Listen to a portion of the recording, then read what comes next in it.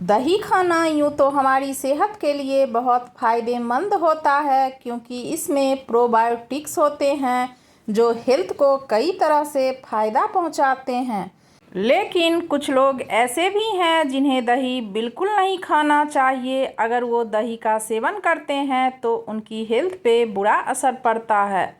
इस वीडियो में हम जानेंगे कि किन लोगों को दही का कंजप्शन बिल्कुल भी नहीं करना चाहिए। अगर वो दही खाते हैं तो दही उनके लिए स्लो पॉइजन की तरह काम कर सकता है। अगर आपको वीडियो पसंद आए तो वीडियो को लाइक करें और आपसे एक छोटी सी रिक्वेस्ट है कि सब्सक्राइब ज़रूर करें। दही को हम सब जनरली एक सुपर फूड की तरह देखते हैं। इसमें गुड बैक्टीरिया होते हैं जो हमारे डाइजेस्टिव सिस्टम को स्ट्रांग बनाते हैं। ये गट हेल्थ को बैलेंस करता है, डाइजेशन को इम्प्रूव करता है और इम्यूनिटी को भी सपोर्ट करता है।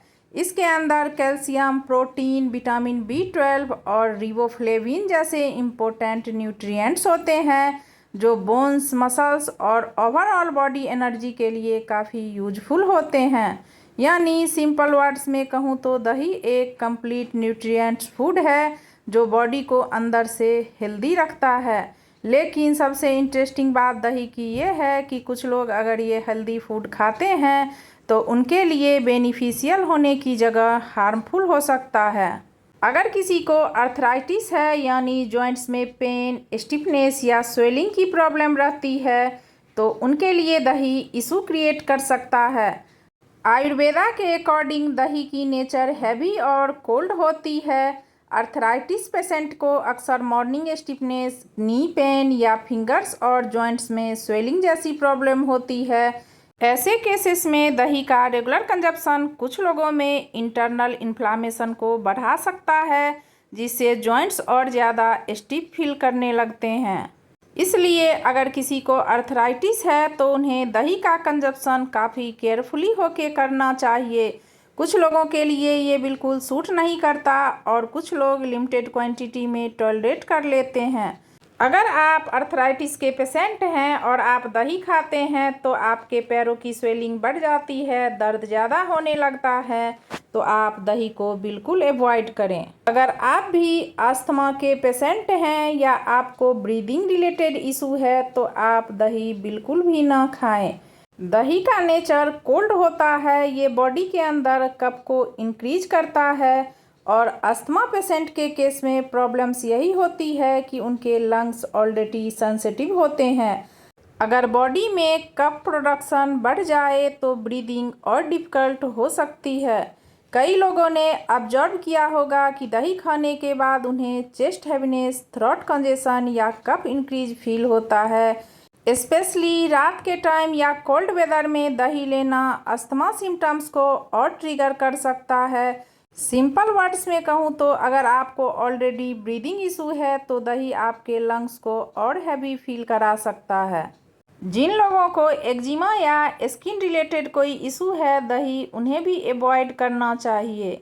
एक्जिमा एक ऐसी कंडीशन होती है जिसमें स्किन ड्राई, इची, रेड और इन्फ्लाम्ड हो जाती है और ये डायरेक्टली इम्यून सिस्टम और इन्फ्लामेशन से कनेक्टेड होती है। आयुर्वेदा के हिसाब से दही बॉडी में हीट और टॉक्सिन्स को बैलेंस करती है।